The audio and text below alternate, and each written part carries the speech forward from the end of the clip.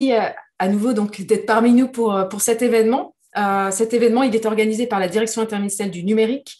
Et puis, l'équipe design des services numériques, c'est donc notre équipe. Et j'entends des pas.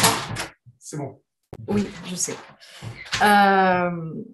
Donc, notre équipe, l'équipe design des services numériques qui accompagne la dématérialisation, la numérisation des services publics de l'État pour s'assurer donc que les services publics soient faciles d'utilisation pour tous. Lors de ces événements, si vous le souhaitez, vous pouvez tweeter, partager cet événement. Vous pourrez utiliser le hashtag oui, c'est possible. Cet événement, il se déroule sur 3 soirées. 3 soirées pour faire d'un rêve une réalité, parce que nous, ce vers quoi on tend, c'est de produire des services publics numériques qui soient accessibles, compréhensibles, inclusifs, respectueux, durables, désirables idéalement, et puis, tant qu'à faire, moins coûteux. Parce qu'en fait, faire des services qui sont plus performants, plus faciles d'utilisation, eh bien, ça permet de faire des services qui sont plus maintenables, plus soutenables et donc moins coûteux. Ces 3 soirées, c'est réaliser ensemble que bien faire les choses, eh bien, c'est finalement pas si compliqué. Hier soir, on a regardé en détail un peu le concept autour de la recherche utilisateur, aller à la rencontre des usagers pour avoir leur retour, pour confronter des services et pour peut-être développer des politiques publiques et savoir un peu où est-ce qu'on se... Voilà, avoir des retours, en fait, travailler au plus près des besoins des citoyens. Est-ce qu'aujourd'hui, c'est normal, en fait, que des personnes n'aient pas accès à nos services publics, que uniquement une partie de la population puisse s'en servir? Donc, la réponse est bien évidemment non. Ce soir, zoom sur l'accessibilité numérique et l'inclusion numérique. Et je voulais commencer rapidement par une anecdote très rapide. Pendant ces vacances d'hiver, j'étais donc chez mes parents qui avaient essayé d'utiliser un service public de l'État et donc ils n'avaient pas réussi à utiliser ce service public et bien évidemment, je leur ai proposé de les aider. J'ai essayé de les aider, essayé de comprendre comment faire cette démarche administrative avec eux. 20 minutes, en plus je sais pas, des quelques heures qu'ils avaient peut-être passées à essayer de faire cette démarche. Et au final, ce que je leur ai dit, c'est que je n'y arrivais pas et que finalement, le plus simple, c'était sans doute qu'ils appellent un conseiller. Donc, si nous ne sommes pas capables de créer des services publics qui soient simples et inclusifs pour tous, le plus simple, c'est de créer des pages web avec un numéro de téléphone. Et voilà, c'est plus facile pour tout le monde. Aujourd'hui, c'est 13 millions de personnes en France qui sont éloignées du numérique. Pour qui le numérique n'est pas simple. Au-delà de ça, c'est 12 millions de personnes en France qui sont en situation de handicap. Donc, pour qui, quand les sites ne sont pas accessibles numériquement, mais pour qui ces sites sont inutilisables. Et c'est juste inacceptable, en fait, que nous puissions encore aujourd'hui produire des sites qui ne soient pas utilisables par une partie de la population. Pour rappel, l'accessibilité numérique, c'est une obligation depuis 2005. Et aujourd'hui, on compte encore trop peu de sites qui sont accessibles numériquement aux personnes en situation de handicap. Récemment, un collègue, que je ne vais pas nommer, même s'il m'en a donné l'autorisation, m'a montré un site et m'a dit « Marine, regarde, sur ce site, il y a un bouton pour l'accessibilité. Pourquoi est-ce qu'on ne fait pas pareil sur notre site à nous ?» C'est-à-dire un bouton qui permette d'accéder à des fonctionnalités et de rendre accessible, entre guillemets, le site. Et en fait, c'est un peu comme si je vous disais que demain, je loue un appartement et que dans cet appartement, alors il y a une porte d'entrée pour la majeure partie des invités, et puis pour les personnes qui sont en fauteuil roulant, on va créer une autre porte d'entrée dans mon appartement. En fait, l'accessibilité numérique, c'est avant tout simplifier les services pour tous, les rendre accessibles à tous et aussi aux personnes en situation de handicap. C'est vraiment comme ça qu'il faut le voir. Faire des sites accessibles, c'est pas rajouter un widget ou un plugin, et pardon des anglicismes, parce que c'est pas très inclusif, sur un site internet, mais c'est créer des designs, créer des interfaces, construire et développer du code qui est nativement, par design, accessible. Il existe des sites, des entreprises françaises notamment qui peuvent vendre des solutions de facilité qui vous promettent d'insérer un code sur votre site Internet et de le rendre accessible. Non, en fait, l'accessibilité, c'est un vrai travail, c'est de l'expertise et ce n'est pas magique. Voilà, donc attention à ces services. Au-delà pardon, je parle trop.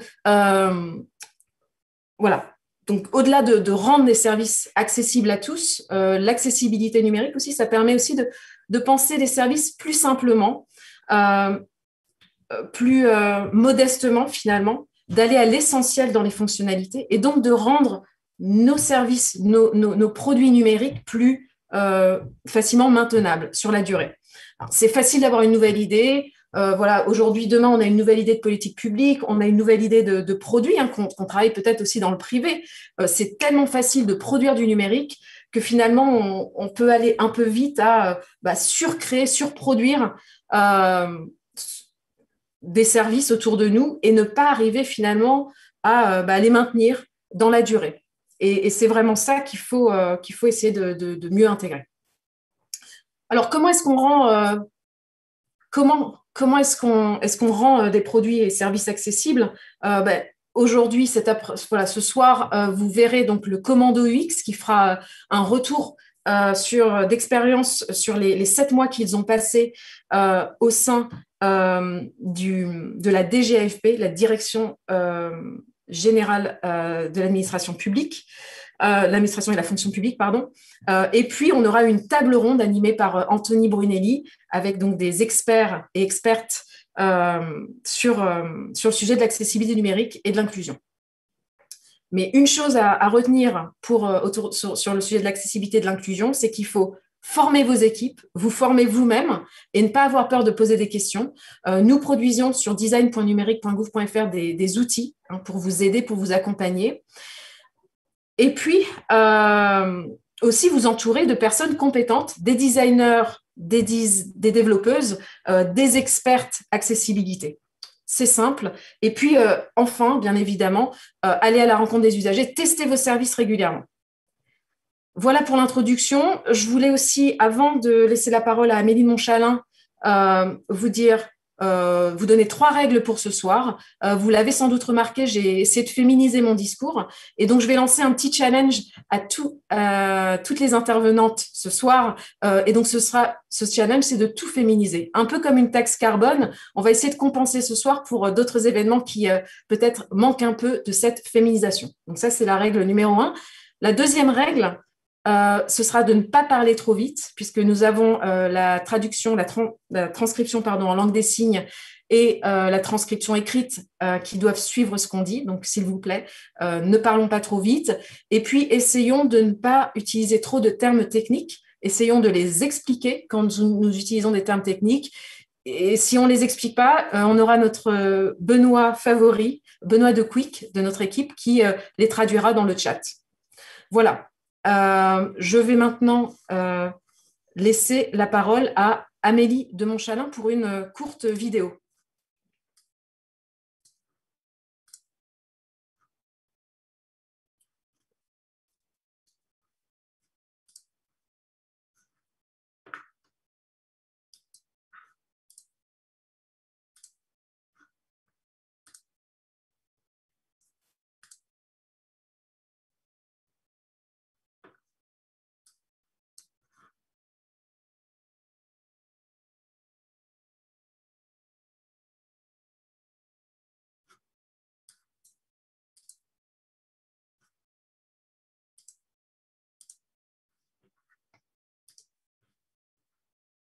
Rendu la place de l'emploi public en ligne.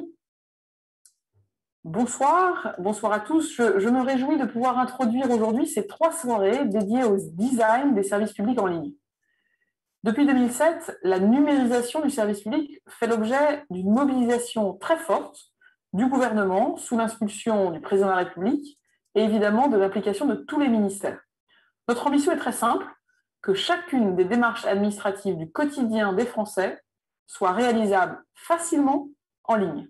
facilement, et j'insiste sur le facilement, qu'au-delà de l'éloignement géographique, des contraintes du quotidien, chaque service public soit à nouveau facilement à portée de clic pour tous, y compris sur mobile. Nous sommes aujourd'hui à 75% de ces services publics du quotidien déjà accessibles en ligne et nous visons 100% pour 2022 pour ces 250 démarches les plus utilisées par les Français. Mais au-delà de l'enjeu quantitatif, derrière, il y a un impératif de qualité. Pour que le numérique rapproche les citoyens de l'administration, nous devons absolument faire des démarches ergonomiques, inclusives, simples et accessibles. En bref, nous devons placer en permanence l'usager au centre de nos préoccupations, au centre des développements. Pour cela, il nous faut mobiliser les meilleures pratiques, les meilleures expertises du design, de services numériques. Vous en faites partie, j'en suis absolument heureuse de vous voir parmi nous. Nous avons lancé il y a 2 ans une équipe du design des services numériques au sein de la direction interministérielle du numérique et c'est vous, auprès de vous, que je souhaite vous mobiliser. Cette direction anime une communauté de plus de 200 personnes au sein de tous les ministères sur ces enjeux du design et du design numérique. En septembre dernier, j'avais annoncé le lancement du premier Commando UX. C'est une équipe de designers, de développeuses, de développeurs spécialisés dans l'expérience utilisateur, dans l'expérience usagée, notamment en ligne. Ils sont venus nous aider très concrètement à avancer, à progresser. Un exemple très simple, nous avons rendu la place de l'emploi public en ligne désormais accessible aux personnes en situation de handicap. C'est le fruit d'un travail majeur pour ouvrir l'accès à la fonction publique à tous, auquel je suis très attachée et pour lequel je remercie le Commando X de son travail et de son appui. Alors, ces 3 soirées vont vous permettre de tirer les conclusions de l'expérience de ces designers et développeurs. Surtout, ces 3 soirées doivent vraiment marquer notre ambition d'accélérer encore et de faire chaque fois des démarches numériques plus simples, plus accessibles, plus ergonomiques. Je peux à présent vous dire, et c'est un grand engagement, que je souhaite pérenniser ce dispositif des commandos X. Mon message à vous tous qui regarderez ces tables rondes est donc très clair. Nous avons besoin de vous. Et si vous êtes agent public, je vous remercie déjà pour votre mobilisation au service d'une administration plus simple et bien sûr plus ergonomique, plus numérique, plus moderne. Et puis je vous encourage à mobiliser vraiment autour de vous et à poursuivre vos efforts dans vos administrations. Et puis si vous êtes un designer, un développeur, ou tout simplement intéressé par ces enjeux, mais que vous ne travaillez pas aujourd'hui dans l'administration, eh bien, n'hésitez pas à nous rejoindre. Nous avons besoin de vous, de vos talents. Nous avons besoin que vous en fassiez parler autour de vous, car nous avons besoin de toutes les énergies pour améliorer la qualité de notre administration en ligne. Et c'est grâce à vous que nous le ferons. Je vous remercie.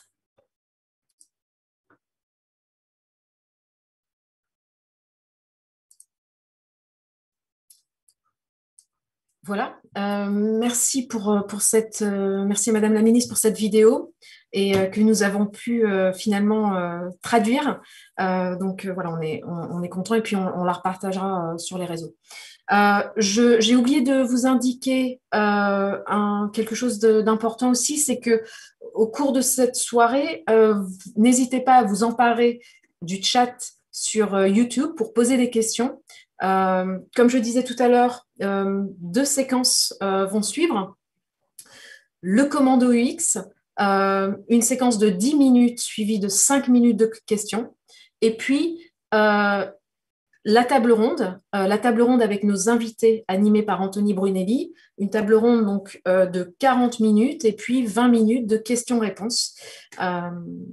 Voilà. Et donc, les questions, vous les posez dans le chat de YouTube et puis, je pense qu'on va pouvoir démarrer avec l'accueil de notre commando, Julie Leroy et Édouard Sastre. C'est à vous.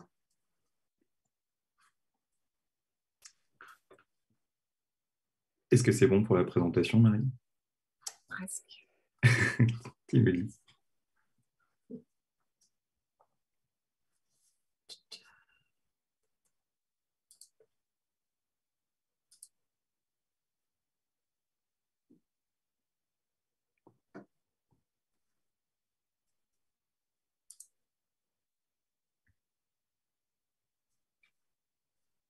Super. Merci et bonsoir à tout le monde. Merci de nous rejoindre pour cette soirée des services pour tous accessibles et inclusifs. Comme vous l'a dit Marine, nous sommes un des commandos UX de ce programme et nous allons nous présenter un petit peu. Vas-y Marine. Merci. Donc, nous sommes composés de 2 personnes, Julie Leroy, développeuse accessibilité, et moi-même, Édouard Sastre, designer, ainsi qu'en soutien et en mentor d'exception, Ophélie Coelho, qui nous a accompagnés pendant tout ce projet. Donc, comme vous l'a dit Marine, nous avons travaillé sur le projet Place de l'emploi public, en lien au sein de la Direction générale de l'administration de la fonction publique, la DGAFP, et en lien avec l'ADINUM, la Direction interministérielle du numérique. Alors, la place de l'emploi public, qu'est-ce que c'est? C'est le site officiel des offres d'emploi de la fonction publique, ouverte à tous, à toutes et à tous. Mais ce site, c'est également un moteur de recherche d'offres d'emploi, composé de 44 000 offres d'emploi disponibles, ainsi qu'un espace candidat pour gérer ces candidatures. À l'origine, notre mission était, à la base, d'aider à la refonte de l'espace candidat, puisque seulement 3% des candidatures se faisaient par ce moyen. Et nous avions pour objectif de rendre la plateforme, donc de la place de l'emploi public, accessible à 100%. Et d'ailleurs, qu'est-ce que ça signifie accessible? Lorsque nous sommes arrivés sur le projet, le site nous a été présenté comme prenant en compte l'accessibilité, car le bouton accessibilité que vous voyez ici était présent dans la navigation. Or, ce bouton gère le contraste des couleurs du site. L'accessibilité, ce n'est pas uniquement la gestion des contrastes. L'accessibilité numérique, c'est rendre les services en ligne utilisables par les personnes en situation de handicap. C'est ainsi prendre en compte les personnes qui ont des difficultés visuelles, auditives, matérielles, motrices, ainsi que de compréhension. Ces difficultés peuvent être temporaires ou permanentes. Donc, tout au long de ces quelques mois passés au sein de la DGAFP, nous avons mené plusieurs actions. Avant de nous lancer, notre première étape a été d'abord d'expliquer nos métiers à notre équipe, et plus particulièrement ce qu'est le design et l'accessibilité à travers des démonstrations de problèmes existants, notamment certains outils comme le zoom texte, la navigation clavier ou encore la gestion des contrastes de couleurs. Notre première action a été de réaliser un audit d'accessibilité compris et compréhensible par tout le monde. Pour cela, on a utilisé le RG2A, c'est-à-dire le référentiel général d'amélioration de l'accessibilité, qui est une liste de critères permettant de déterminer si un usager en situation de handicap pourra naviguer ou non dans un site web et accéder à ces informations et aux fonctionnalités proposées par le site. Lors de ce premier audit, il a été établi que le niveau de conformité de la place de l'emploi public était de 46%. Il était donc non conforme. Par la suite, nous avons réalisé un test avec une personne aveugle équipée d'un lecteur d'écran, ce qui a mis en évidence les problèmes relevés lors de l'audit. Et maintenant, on va vous montrer quelques cas concrets pour illustrer un peu le travail qu'on a mené sur la place de l'emploi public. Le premier exemple, c'est la navigation du site. Sur la prise d'écran que vous voyez ici, il s'agit donc de la navigation de la place de l'emploi public telle que nous l'avons découverte en arrivant. Elle présentait cependant plusieurs problèmes. La navigation indique que l'on se trouve bien sur le site de la place de l'emploi public, mais les rubriques de navigation proviennent d'un site qui n'est pas le nôtre. Ce site, c'est le portail de la fonction publique qui est différent. Les informations renvoyées n'avaient donc pas de lien avec la place de l'emploi public, ce qui génère tout simplement une grosse confusion pour l'utilisateur, ainsi qu'un gros blocage en navigation clavier.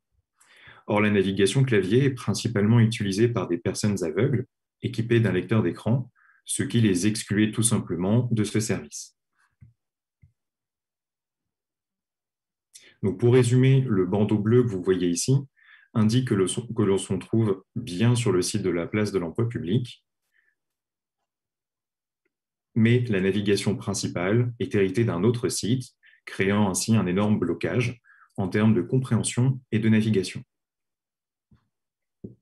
Nous avons donc proposé une navigation différente. C'était notre premier travail en arrivant ici. Nous avons choisi cette priorité. Nous nous sommes basés sur le travail réalisé par le design system de l'État et nous l'avons adapté à nos besoins. Cela nous a donc permis de revoir entièrement la navigation au clavier et à la souris, de mettre en valeur le nom du site avec une description explicite du service proposé, d'indiquer clairement si l'utilisateur ouvre une nouvelle fenêtre de navigation lorsqu'il clique sur un lien, également d'améliorer la signalétique en indiquant à l'utilisateur la page actuellement consultée, et enfin de faire disparaître le bouton accessibilité que Julie vous a présenté un peu plus haut en revisitant avec l'équipe la charte graphique et en adoptant par défaut des couleurs contrastées. Un deuxième exemple est le bouton « Postuler ». Chaque offre d'emploi contient un bloc d'informations avec un bouton « Postuler ». Ce bouton est une des actions principales du site et présentait deux problèmes.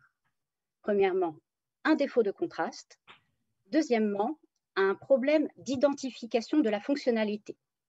En effet, l'intitulé « Postuler » était le même quelle que soit l'action déclenchée. Or, au clic, on pouvait avoir la surprise de soit être redirigé sur l'espace candidat de la place de l'emploi public, soit voir s'ouvrir un client mail qui permettait donc de postuler par mail, soit d'être redirigé vers un site de candidature extérieur dans une nouvelle fenêtre de navigation. Le choix a donc été fait de clarifier les intitulés selon leurs actions respectives. Nous avons donc gardé le terme « postuler » pour postuler par défaut sur la place de l'emploi public. Nous avons utilisé le terme « postuler par mail » pour donc ouvrir un client mail. Et nous avons indiqué « postuler » sur un site employeur quand on postulait sur un site externe. La couleur du ponton a quant à elle été changée. À présent, le contraste entre le texte et la couleur d'arrière-plan est suffisant pour être lisible pour tous. Un autre exemple, dans le moteur de recherche, le filtre « Organisme de rattachement ». C'est un des filtres les plus conséquents du site qui permet de trier parmi plus de 1300 organismes. Au niveau de ce filtre, un champ de recherche est présent, mais ce champ n'est pas identifiable visuellement. Comme vous pouvez le voir sur la prise d'écran, il est situé dans la zone bleue. Pour les personnes équipées d'un lecteur d'écran, il leur était impossible de naviguer au clavier au-delà de ce champ. C'est ce qu'on appelle un piège au clavier. Nous avons donc simplement rétabli l'identification visuelle du champ en mettant un arrière-plan blanc. Et nous avons déminé le piège au clavier en rétablissant ainsi la navigation pour tous. Un dernier exemple, l'affichage mobile. Lors des interviews utilisateurs réalisées au début du projet, il a été montré que beaucoup d'utilisateurs préféraient consulter la place de l'emploi public sur leur mobile ou sur leur tablette, pendant leur pause ou pendant leur déplacement. Il était donc important de mettre toutes les fonctionnalités opérationnelles sous tous les formats. Or, les critères de filtre de la recherche n'étaient pas tous accessibles lorsqu'on dépliait les filtres. L'utilisateur ne pouvait pas descendre au bout de la liste. Nous avons donc veillé à bien rétablir ces fonctionnalités sur mobile.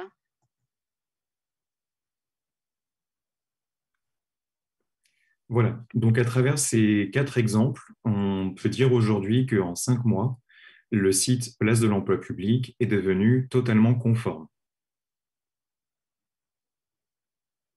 En effet, un auditeur externe nous a évalué à 100% de conformité avec le RG2A sur les pages actuellement publiées. Évidemment, on espère garder ce niveau avec la livraison de l'espace candidat qui va venir dans les prochains mois. Maintenant, avant de terminer, on voudrait faire un petit point sur ce qui nous a permis d'arriver à ce niveau-là. Premièrement, c'est notamment grâce à une équipe à la DGAFP qui était motivée et prête à faire évoluer un service public plutôt complexe. Mais aussi le fait de présenter régulièrement les maquettes de l'espace candidat avec un questionnement continu sur l'accessibilité, ce qui a permis de sensibiliser sur du long terme. Des tests utilisateurs sur des prototypes pour rebondir plus facilement et prévoir les obstacles. Et dernièrement, la complémentarité des métiers de développeuse et de designer. Voilà, donc pour terminer, le mot de la fin, donc l'accessibilité, ce n'est pas le travail d'une seule personne, c'est avant tout un travail d'équipe. Et vous pourrez retrouver notre travail, ses évolutions et les évolutions à venir sur le site de la place de l'emploi public.gouv.fr. Et merci à toutes et à tous pour votre attention. Et si vous avez des questions dans le chat, nous serons très heureux d'y répondre. Merci beaucoup. Merci à tous. Merci pour votre travail, surtout, et d'avoir rendu vraiment cette plateforme 100% accessible. Ce n'est pas un accomplissement des moindres. Et maintenant, je pense qu'on va laisser donc, la parole à Hugo qui va pouvoir vous lire les questions, si je me trompe. Bonjour, non, c'est bien ça. Très bien. Tu te trompes pas. Alors, on a eu quelques questions effectivement dans le chat. Une première question, elle est simple celle-là, mais comme ça, elle sera faite. On vous demande quelle est la police qui était utilisée pour vos présentations, puisqu'elle est simple et accessible. C'est la ASAP, c'est une Google Font utilisée par le site de la place de l'emploi public et qu'on a repris du coup pour cette présentation. Je crois que c'est ASAP, il me semble que c'est le terme.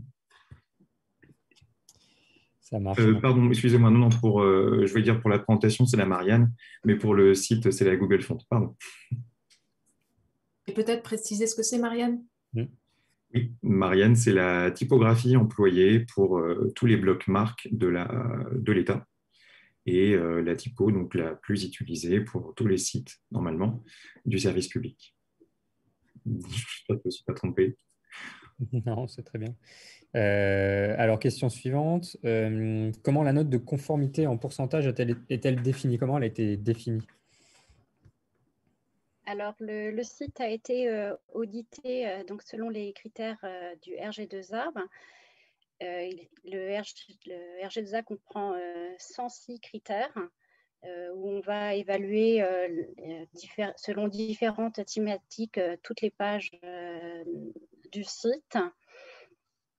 Et donc, cette note de conformité valide que tous les points qui sont présents dans le site répondent bien à la question oui, à chacune des questions qui est posée dans le critère. Par exemple, pour la couleur, on a une question sur est-ce que le contraste est suffisant entre le texte et l'arrière-plan.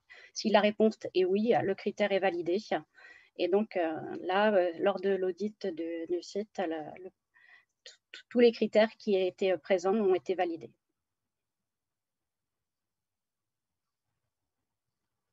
Parfait, merci. Alors, pardon, je prends les questions au fil de l'eau.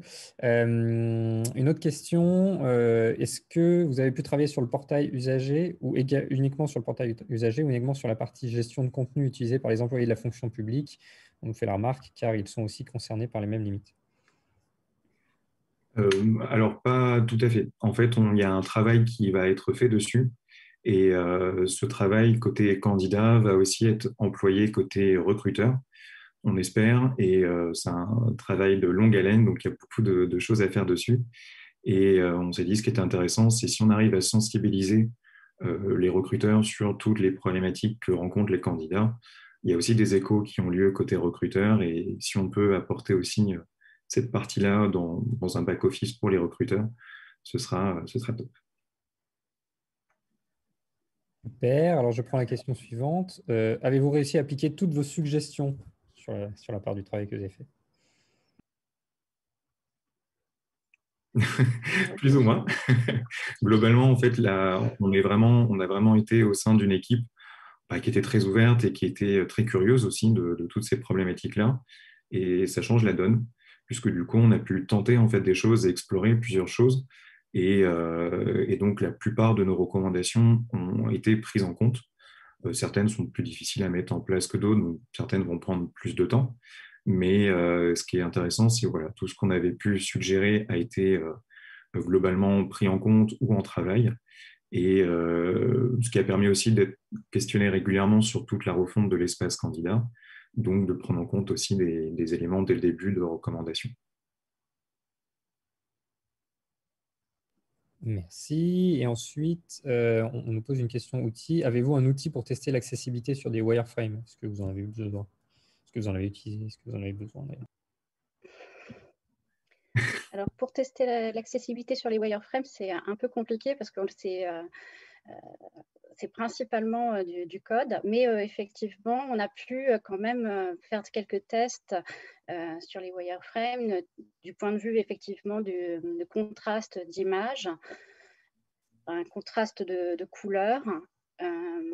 Et par rapport au wireframe, par exemple, définir quelle était la hiérarchie des titres qui pouvaient être mise en place et de prévoir des alternatives aux images s'il y en avait besoin. Donc, c'était aussi une question d'anticipation par rapport au code qui allait être fait. Et je rajouterais que c'est aussi le côté binôme, puisque lorsque on travaillait sur les prototypes à côté, donc Julie était de grands renforts et conseils sur comment bien prendre en compte aussi toutes les futures problématiques de code et d'accessibilité directement dans les maquettes. Merci. Question suivante. Est-ce que vous avez une anecdote sur une difficulté particulière rencontrée pendant votre mission? À titre personnel, ce que j'ai trouvé intéressant, c'est qu'il y a eu beaucoup de débats qui ont été soulevés. Ça peut être sur des choses qui, en apparence, peuvent paraître insignifiantes, mais qui sont très importantes pour beaucoup de personnes. Et ça nous touche tous. Sur des formulaires, on a passé beaucoup de temps sur les formulaires. On a rencontré des personnes qui étaient sourdes, oralisantes ou aveugles et qui nous ont expliqué aussi tous les problèmes qu'elles pouvaient rencontrer sur ces fameux formulaires. Donc, ça a été aussi une bonne partie de travail là-dessus. Et en fait, ce genre d'élément qui, de l'extérieur, peut paraître pas forcément conséquent, en fin de compte, ça touche beaucoup et c'est très important dans ce travail-là. Après, peut-être que Julie, tu as une autre anecdote là-dessus. Non, pas vraiment. Pas d'obligation. J'ai pas d'anecdote particulière en tête. Ok, allez, et peut-être une dernière question, parce que je pense que le temps file. On nous demande votre intervention étant limitée dans le temps, est-ce que vous avez réfléchi à la suite pour les services accompagnés qui va s'assurer qu'il n'y a pas de régression ou que votre travail va bien perdurer? Très bonne question. Et justement, on rempile avec Julie, donc nous revenons à la DGFP pour poursuivre un peu tout ça, voir si accompagner l'équipe également dans le travail de l'espace candidat et potentiellement d'une refonte plus globale de tout ce service-là. Après, c'est sûr que c'est bien d'avoir une personne en interne qui soit spécialisée là-dedans et à fond sur le projet. Mais là, du coup, on est content qui veulent qu'on revienne un peu pour continuer à les aider et à améliorer ça ensemble. Ok, super, merci. Alors, je vais donner la main à Marine de nouveau. Voilà pour les questions. Très bien. Ben, merci à tous les deux, Merci tout le monde. Julie et Édouard.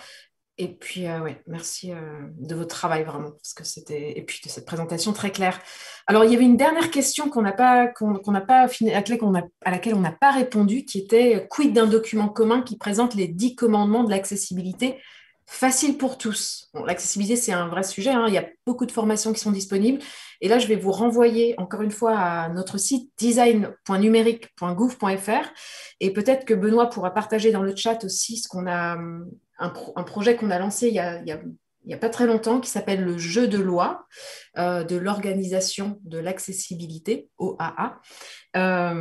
Et donc, c'est une sorte de voilà, un jeu de loi en fait pour vous aider à vous accompagner sur comment prendre en main l'activité. On essaye un peu de vulgariser, de démystifier, de simplifier cette première entrée en matière et puis aussi de vous diriger vers des formations qui existent, qui existent. Et donc maintenant, je pense qu'on va pouvoir démarrer la table ronde si nos intervenantes sont prêtes. Est-ce que notre animateur est prêt aussi? L'animateur est prêt. Très bien. Bonsoir, bonsoir à toutes. Alors, Géraldine n'est pas là pour l'instant, mais bon, de toute manière, je peux déjà commencer à introduire. J'avais quelque chose. Alors, Géraldine était là et donc, elle n'est plus là. Écoute, je vais... Hop, tac, tac. Ouais, écoute, je te propose que je commence et puis ça la fera venir.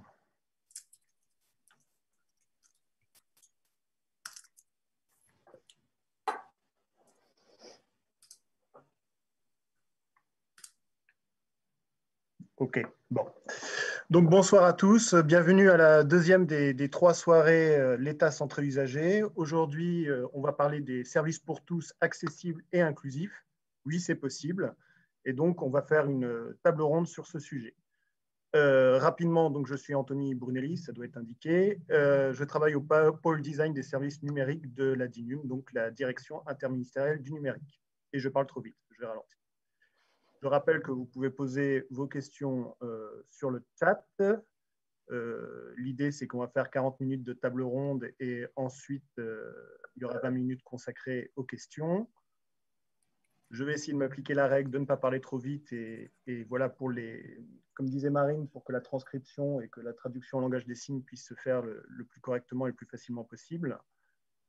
Et avant de présenter les intervenants, je voudrais juste planter le décor et répéter quelques chiffres que Marine a déjà dit en introduction, mais peut-être que j'en ai d'autres, juste pour qu'on voit de quoi il s'agit exactement. Déjà, il faut savoir que 2/3 des Français identifient des freins dans l'exécution de leurs démarches administratives en ligne. Parmi ces freins, pour 18%, c'est des sites administratifs mal conçus. Pour 25%, c'est des démarches administratives trop complexes. Pour 20%, c'est un manque d'aisance avec l'informatique. Alors, ils peuvent cumuler les personnes, mais de toute manière, globalement, c'est 2/3 des Français qui rencontrent des problèmes. Plus largement, c'est 40% de la population qui n'est pas complètement autonome dans ses usages du numérique, donc une part conséquente de la population. Si on parle plus handicap et donc accessibilité, en France, ce sont 12 millions de personnes qui sont en situation de handicap, donc c'est un chiffre que Marine avait donné en introduction que je répète, tout en sachant qu'il y a 80% des handicaps qui sont invisibles. Voilà. Et si on regarde maintenant du côté de l'État, il faut savoir que les obligations d'accessibilité des sites publics, ça existe depuis 2005, et que depuis 2012, tous les sites publics doivent être accessibles et conformes à l'ensemble des critères du RG2A. Donc le RG2A, on va en parler, je pense que Benoît a mis ou mettra ce que ça veut dire, mais c'est le référentiel général d'amélioration de l'accessibilité, et donc c'est des critères de conformité pour mesurer l'accessibilité. Donc, on a cette obligation depuis 2005. Depuis 2012, il y a en plus le RG2A qui s'applique aux sites publics. Mais aujourd'hui, si on regarde, donc on pilote à la DINUM l'Observatoire de la dématérialisation, le top 250, les 250 démarches parmi les plus importantes. Et dans ces démarches, il n'y a que 12% qui sont conformes à plus de 75% des critères du RG2A. Donc, on voit qu'il reste une grosse marge d'amélioration. Voilà pour le décor. Donc, je vais pouvoir présenter les participants que je remercie. Donc, avec nous, Fernando Pinto da Silva, qui est chargé de mission stratégique numérique à la Fédération des aveugles et amblyopes de France et qui, à ce titre, est chargé d'améliorer l'inclusion en veillant à accroître l'accessibilité des technologies numériques dans la société.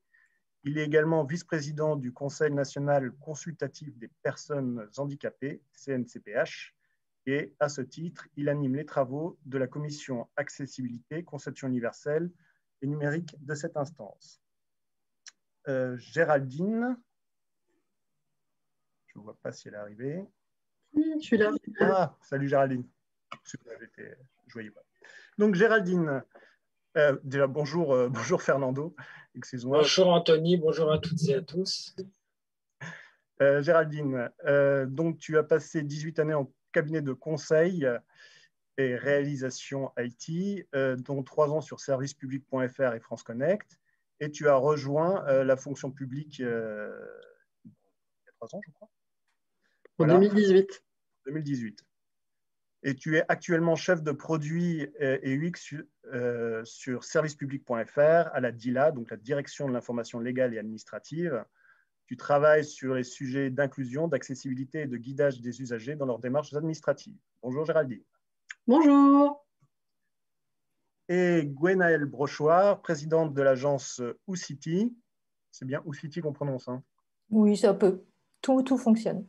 D'accord. Bon, je vais dire Oucity. Donc, Oucity aide les organisations à intégrer une démarche responsable de conception de produits et de services, notamment sur la base de panels d'utilisateurs qui prennent en compte donc tous les âges, les handicaps, les différentes langues, les différentes cultures. Et Oucity pilote également un laboratoire d'usage accessible et nomade, et je pense qu'on pourra en discuter lors de notre table ronde. Bonjour Gwenaëlle. Bonjour Anthony, bonjour à toutes et à tous. Ah oui, c'est la règle de féminisation là. Je vais avoir un petit peu du mal, je crois, à m'y coller, mais je vais essayer. Moi, je pense que mon habitus, là, pour lutter au dernier moment, ça va être un peu dur.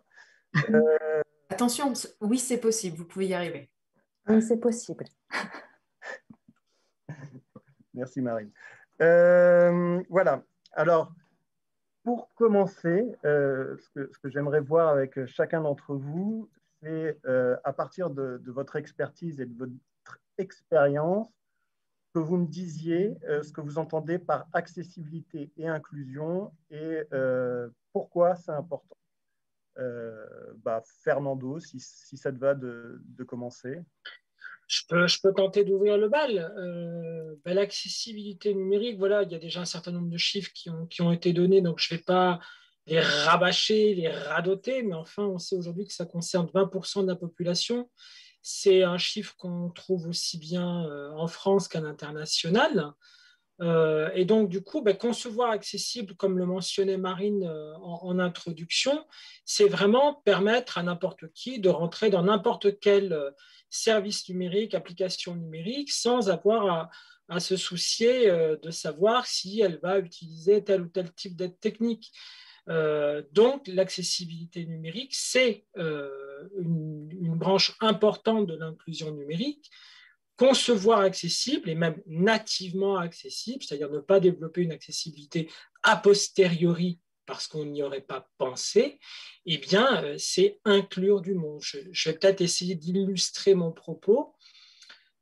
Si en arrivant sur un site Internet, je tombe sur un bouton qui me permet de rentrer dans le formulaire de connexion, mais que ce bouton s'intitule i838485.jpg, eh bien, moi, en tombant sur ce bouton-là, avec mes aides techniques, c'est-à-dire avec un lecteur d'écran, qui est un outil qui va interpréter ce qui passe par la carte graphique, qui va me le restituer soit au travers d'une synthèse vocale, soit au travers d'un afficheur braille, soit même les deux simultanément, eh bien, je ne saurais pas que i83, i84, i85.jpg, c'est le bouton qui va me permettre de rentrer dans la passerelle de connexion. Peut-être que pour une personne voyante, cette image, elle sera très explicite. Peut-être que sur l'image, il y aura un joli dessin où il y aura écrit en très gros « Connectez-vous » avec un joli point d'exclamation. Sauf que pour moi, ça s'appellera i83, i84, i85.jpg. Et l'accessibilité numérique, c'est ça, c'est prévoir l'ensemble des cas d'usage, ce qui nous a été très bien exposé par le commando juste avant, c'est-à-dire répondre notamment aux 106 critères du référentiel général d'amélioration de l'accessibilité qui, lui-même, je le rappelle, découle d'une norme européenne. Ce n'est pas une lubie française, l'accessibilité numérique. Ça répond à une directive européenne qui institue une norme, qui est la norme EN 301-549, qui elle-même, cette norme, est issue des travaux menés par le W3C, donc ce qui régit les règles d'Internet, au travers d'un groupe d'intérêt commun qui s'appelle le WAI. Et donc, tous ces travaux, comme vous l'avez compris, ont fait l'objet d'un consensus.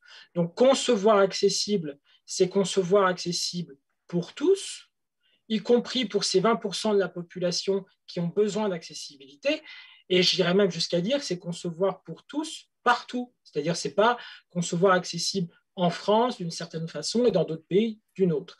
Et j'en terminerai sur ce propos liminaire pour dire, et ça a été fort heureusement dit par Marine, et je la remercie sincèrement, que concevoir accessible, ce n'est pas ajouter un bouton, un plugin pour rajouter quelques petites fonctionnalités. On va se dire, bon, ben, voilà, ça va remplir le rôle d'accessibilité, et si on clique dessus, ça va permettre à certaines personnes de grossir, de changer les couleurs. Non, ça, ce n'est pas de l'accessibilité.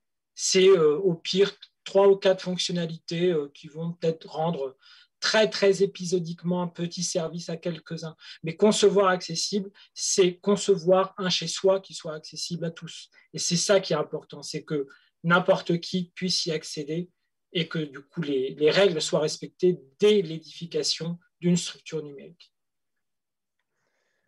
Merci Fernando. D'ailleurs, je rajoute juste une phrase parce qu'on en avait discuté en amont et il y avait une phrase que tu avais dite et que j'avais bien aimée, c'est ne pas être accessible en respectant les normes, c'est ne pas être inclusif, c'est exclure potentiellement une personne sur 5. C'est clairement exclure une personne sur 5. C'est aussi, mais je ne voudrais pas m'arroger toute la parole ce soir, mais puisque tu me retends le micro, c'est aussi à un moment donné faire que la personne en situation de handicap que je suis n'est pas citoyenne à part entière. Ça veut dire qu'à un moment donné, ne pas accéder aux services publics numériques, c'est ne pas pouvoir exercer ma citoyenneté alors que je contribue à la vie de la cité. Donc, à un moment donné, effectivement, je l'avais dit en préparant ce rendez-vous, c'est m'exclure et c'est même assumer cette exclusion. Ne pas concevoir accessible, c'est assumer qu'on exclut 20% de la population. Et ça, en 2021, c'est scandaleux. Voilà, je pense que c'est très explicite et que ça explique bien le fond du problème. Gwenaëlle. Oui. Alors moi, je me suis fait une petite anti-sèche pour l'inclusion, qui est toujours un mot sur lequel j'ai de longs débats, sachant que c'est aussi dans mon intitulé métier d'inclusive designer, J'en ai aussi. designer inclusif. J'aimerais bien d'ailleurs en trouver un autre si jamais je peux lancer un petit concours. Donc je me suis fait une anti-sèche. Donc pour moi, l'inclusion, alors évidemment, j'ai aussi une vision de designer, donc peut-être qu'on ne sera pas tous en accord là-dessus. L'inclusion, c'est un objectif de résultat qui vise à n'exclure personne de l'expérience du quotidien, donc qui vise à exercer ses droits fondamentaux, se nourrir, se loger, se soigner, travailler, s'informer, mais aussi se divertir. Alors je me suis notée bientôt peut-être, on l'espère, à nouveau voyager pour le travail ou les loisirs. Voilà, on creuse les doigts. C'est le résultat de pratiques variées. Les pratiques, elles sont très hétérogènes, c'est-à-dire que l'objectif d'inclusion, il concerne tous les métiers qui ont un rôle à jouer dans la conception et le management de l'expérience utilisateur et des services numériques, puisque là, on est focus sur le numérique.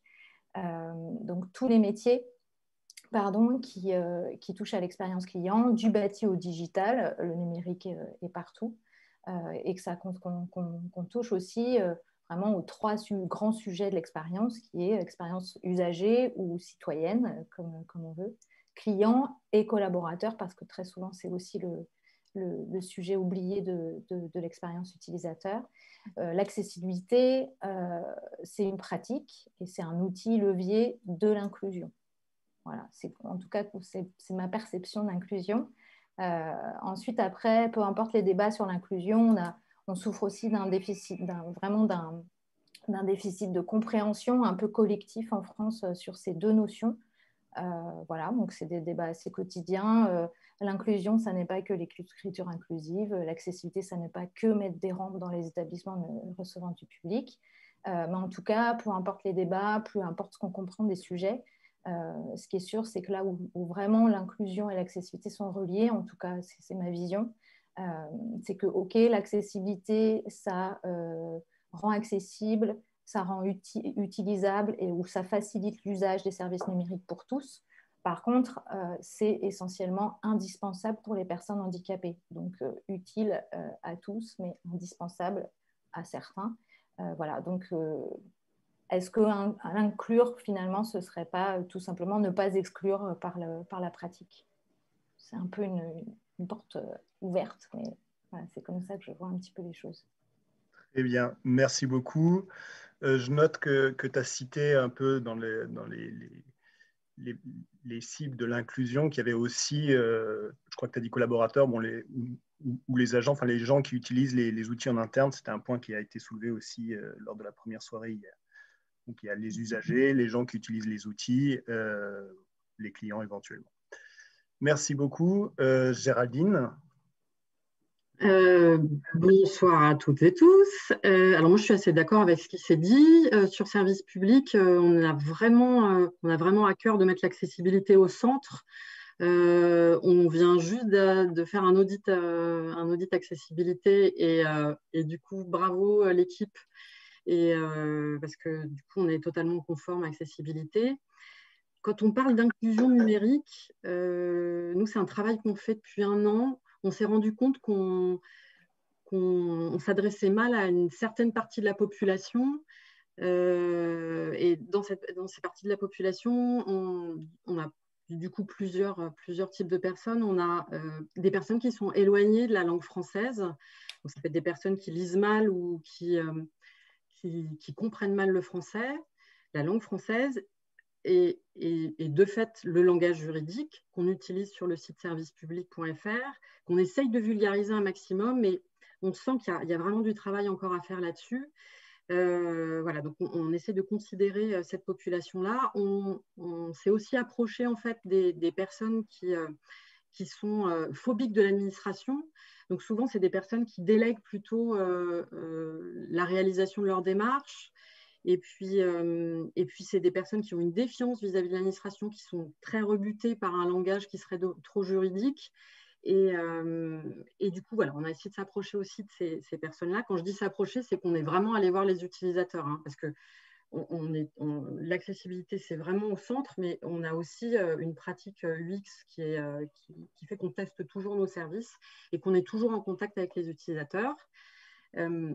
Troisième population, c'est des personnes qui sont seniors à partir de 70 ans, donc qui ont un peu plus de difficultés avec le numérique et qui en plus commencent à avoir des sacrés problèmes de vue. Et puis voilà, donc on les a rencontrés également. Et enfin, une 4e catégorie de personnes, c'est les personnes qui sont en précarité. Donc c'est des personnes qui sont pauvres, à qui on demande constamment de faire des démarches administratives. Ces démarches, elles sont compliquées. On leur demande systématiquement de justifier avec leurs documents, leurs données personnelles. Et quand ils sont amenés à faire ces démarches, ils sont en situation d'urgence. Et en plus, c'est des personnes qui sont pas très, très sûres d'elles. Donc, du coup, c'est très compliqué. Donc, nous, quand on parle d'inclusion numérique, c'est que bien sûr, on considère les personnes qui ont des difficultés, qui ont des handicaps, personnes malvoyantes, non-voyantes, et puis des personnes sourdes.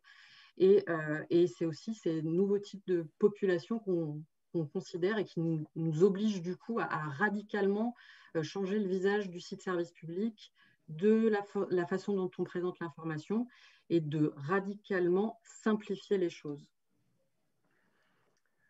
Merci. Merci à tous les trois. Donc, on a vu en quelque sorte un petit peu le pourquoi. Ce que je voudrais qu'on voit maintenant, c'est le comment. Comment prendre en compte l'accessibilité et l'inclusion dans la conception numérique. Alors, parce qu'on en a discuté, je sais que le sujet est très vaste et qu'il y a énormément d'aspects. Ce que je propose, c'est que pour commencer, Géraldine, tu gardes la parole et peut-être tu nous expliques ce que vous faites à la DILA. Hein, et puis ensuite, on rebondira sur les autres sujets. Alors, sur servicepublic.fr, c'est un gros travail d'équipe. Je dirais que vraiment s'appuie sur l'engagement de chacun et chacune, et on a aussi des méthodes solides. Et puis, on a aussi un gros sponsor de notre management et puis voilà, des managers en général.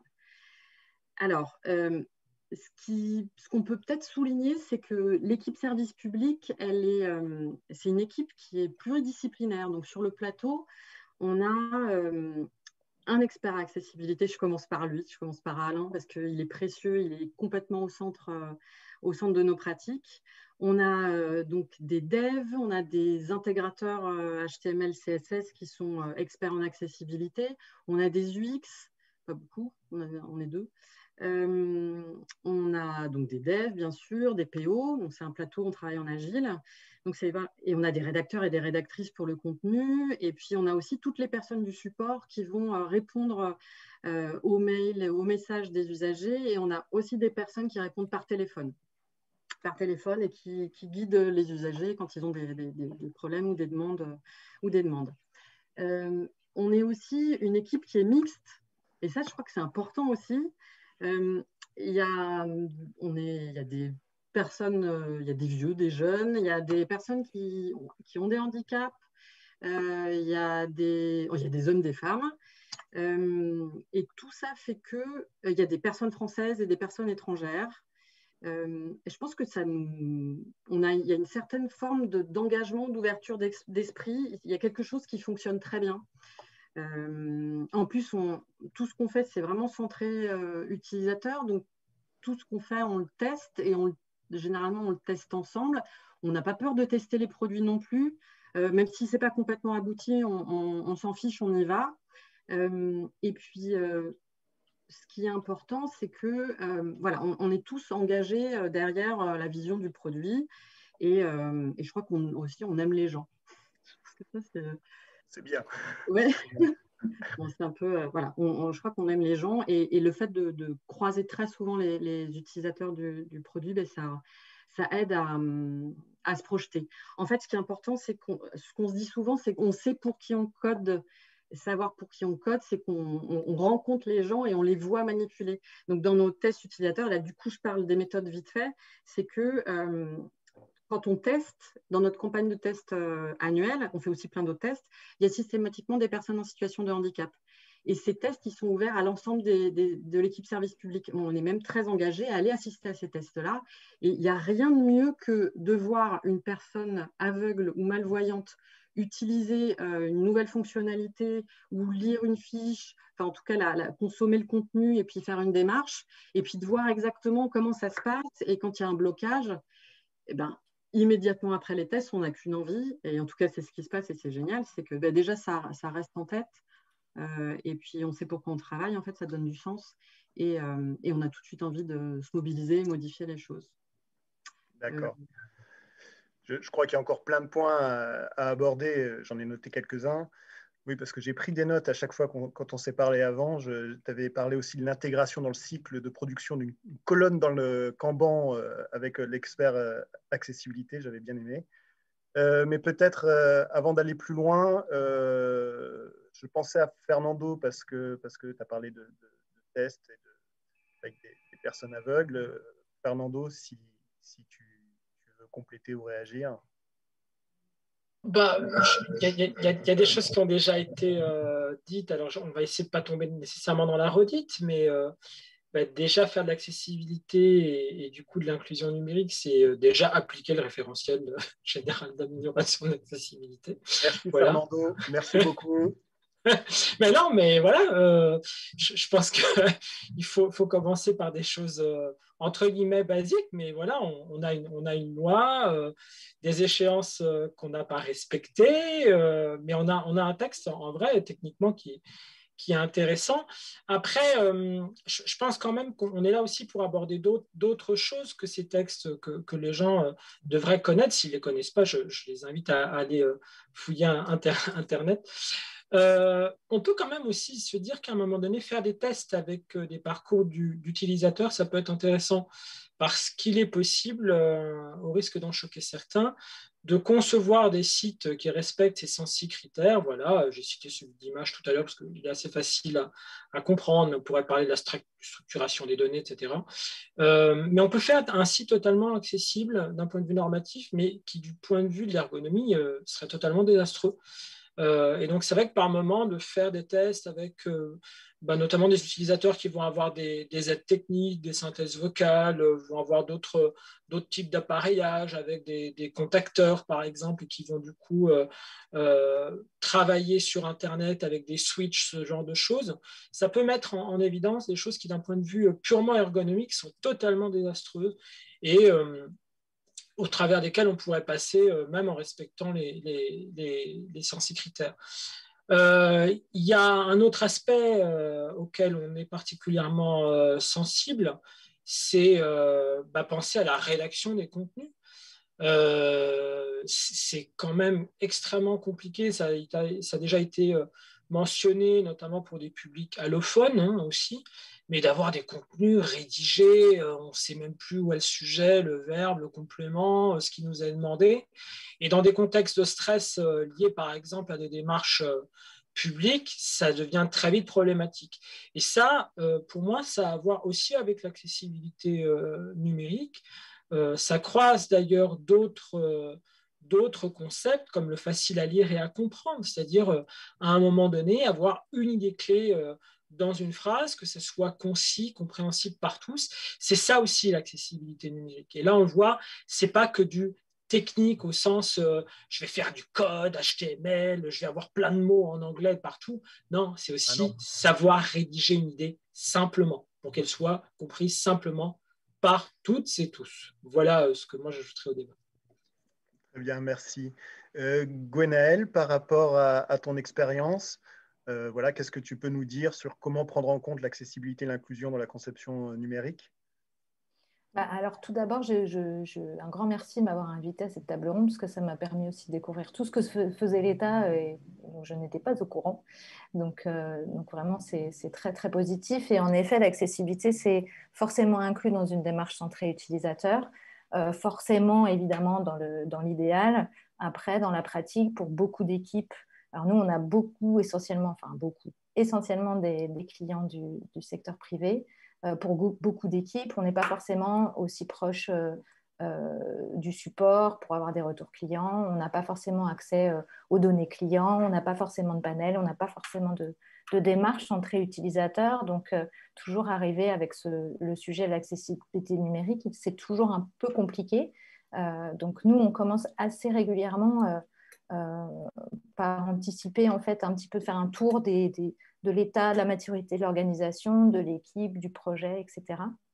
Et on n'oriente pas forcément toujours vers des tests parce que souvent on n'est pas prêt ou parce que le budget est trop conséquent ou parce que finalement observer des usages, on n'est pas encore tout à fait mûr pour ça. On a besoin d'avoir plutôt j'appelle ça souvent une ouverture de chakra, alors une sensibilisation peut-être aux besoins, aux pratiques. Nous, on échange essentiellement avec des gens qui ont envie de bien faire, qui souvent n'ont pas du tout entendu parler du sujet, pour qui c'est un sujet nouveau. Évidemment, oui, observer des usages, très vite, on se dit qu'il y a des choses à faire et ça permet de comprendre un petit peu mieux de quoi on parle quand on commence à découvrir les solutions d'accessibilité, d'assistance, etc. Mais essentiellement, vraiment, ce qui nous intéresse, c'est de réussir à intégrer le sujet le plus en amont possible des projets. Ce n'est pas toujours possible. On peut faire des choses a posteriori, mais c'est quand même beaucoup moins efficace et beaucoup moins satisfaisant pour les équipes, pour les utilisateurs et en surcoût. Voilà, donc on a beaucoup d'interlocuteurs qui ont investi déjà des compétences, des connaissances, des pratiques, etc. Et qui ont l'impression d'avoir zéro résultat aussi parce qu'ils ne suivent pas forcément les feedbacks de leurs utilisateurs. Tout le monde vous dira de toute façon, il faut intégrer le sujet le plus tôt possible, quel que soit le niveau de développement du projet, etc. Donc ça, c'est évidemment pas une surprise. C'est comme tous les autres sujets d'éco-conception, de responsabilité. Enfin, voilà, on peut faire tout le champ des possibles. En tout cas, pour les tests utilisateurs, moi, de mon expérience personnelle, j'ai fait une espèce de petite compile, en fait, comme je ne peux pas citer exactement typiquement les clients pour lesquels on travaille. J'ai listé les derniers objectifs auxquels on a répondu sur les 2 dernières années seulement pour les tests utilisateurs. Donc, on a vraiment 3 grands objectifs. Donc, découvrir et explorer, comprendre les besoins et les situations d'usage. On a un deuxième grand item alors, qui est vraiment très large, qui va être valider des hypothèses de conception, valider la mise en place de solutions, etc., la pertinence de l'UX, de l'UI, etc. On va aussi des fois, souvent même, valider quel est le point de contact sur toute l'expérience numérique, quel est le point de contact sur lequel mener le premier chantier, parce qu'on a beaucoup d'interlocuteurs qui ne s'y sont jamais mis, ou qui ont rendu accessible un service numérique qui finalement, sans forcément s'apercevoir, qu'ils ont mis en accessibilité un service numérique qui n'est pas accessible dans le cheminement, dans le parcours utilisateur. On ne va pas forcément pouvoir y arriver. J'ai encore eu la question la semaine dernière de quelqu'un qui fait de l'accessibilité depuis des années et qui m'a dit, donc ce que tu me dis, c'est que l'affichage de conformité, il faut que je le mette avant mon login, puisque voilà, on ne peut pas rentrer sur le site de toute façon, puisque le formulaire, l'ouverture de compte n'est pas accessible. Je dis bah, évidemment, puisque l'affichage de conformité, il doit être accessible. Voilà. Donc là, en l'occurrence, c'est un affichage de non-conformité. Mais il y a toujours des questions qui étonnent. Et après aussi, parce que voilà, c'est quelqu'un qui est dans une énorme organisation qui, pour pouvoir faire une modification, va devoir aller trouver qui s'en occupe, qui est le service concerné, etc. Avoir l'autorisation de la DSI. Enfin, c'est toujours un enchaînement on va dire de responsabilités qui fait qu'au final, on n'arrive pas forcément à faire avancer les choses. Après, nous, on a des partenaires vraiment... Je vais juste vous interrompre 2 secondes. Est-ce que vous pouvez parler moins vite, s'il vous plaît? Ah, je parle trop vite. Oui, un petit peu. Merci, pardon. D'accord. Pardon, j'espère que je vous ai pas... Non, pas du tout, pas du tout. Donc voilà, donc nous on arrive généralement plutôt sur des sujets de conception, de réflexion un peu plus ou moins stratégique, de déploiement des offres, de qu'est-ce qu'on met en accessibilité en priorité ou pas. Et on a un nouveau vraiment sujet d'investigation qu'on expérimente en ce moment en interne, puisqu'on a beaucoup de questions clients qui sont les questions de comment maintenir le niveau d'accessibilité. Alors souvent on parle du feedback, du canal de signalement du défaut d'accessibilité qui est dans la loi, qui souvent, ça fonctionne de mieux en mieux, hein. Je dis des choses très punitives, mais vraiment c'est aussi pour avancer sur le sujet, hein. Évidemment ça évolue, on voit vraiment tous les jours des nouvelles mises en œuvre d'accessibilité, donc c'est très bien, mais ce feedback de signalement, ce canal de signalement qui est obligatoire, hein, selon la loi, très souvent c'est un contact je ne vais pas prendre les services publics, voilà, je ne sais pas, x.com, et derrière en fait on ne sait absolument pas à qui on parle, et nous on sait pour le coup, pour avoir déjà mis le nez dans des tickets de support, que au final le mail il va finir dans un ticket non identifié, non qualifié, etc., voire jeté ou mis traité, quoi. Voilà. Parce qu'aussi, c'est pas parce qu'on met des canaux de signalement de défaut d'accessibilité qu'on sait derrière traiter les demandes, les remarques, les informations, etc. Donc, c'est un challenge c'est une question qu'on nous pose souvent aujourd'hui. Donc, évidemment, on a la solution aussi quand on fait du test utilisateur, de fidéliser les utilisateurs, de les amener à nous faire des feedbacks. Faut autant dire que c'est toujours difficile de garder contact. On a beaucoup d'interlocuteurs qui n'osent pas garder de données personnelles parce qu'ils ont très peur des soucis RGPD, discrimination, etc. Donc, il y a plein de pratiques possibles, vraiment, ça je tiens à dire. on peut interroger des personnes en situation de handicap ou qui ont des besoins d'accessibilité sans poser de questions de handicap. Alors, vous serez très surpris parce que les gens vont vous raconter plein de choses. Voilà. Donc, il faut vraiment anonymiser les interviews et les verbatims. Mais en tout cas, à partir du moment déjà où on ose demander « Avez-vous des besoins d'accessibilité ?» ou qu'on pose les questions autrement, on peut faire plein de choses. Donc, vraiment, le canal de signalement, ça peut vraiment être un outil très intéressant. Ça peut être aussi à l'occasion pour les utilisateurs d'être des lanceurs d'alerte quand le niveau d'accessibilité n'est pas maintenu. Franchement, je pense qu'au final, ça ne coûte pas très cher et c'est assez facile à mettre en place. Il y a des canaux qui servent aujourd'hui de moyens d'expression, où déjà des gens s'expriment énormément en disant « je n'ai pas accès à ceci, à cela » ou « ça ne marche plus », etc. C'est très difficile à interpréter, donc vraiment interroger les utilisateurs, ça vous permettra de mieux qualifier leur feedback. Oui.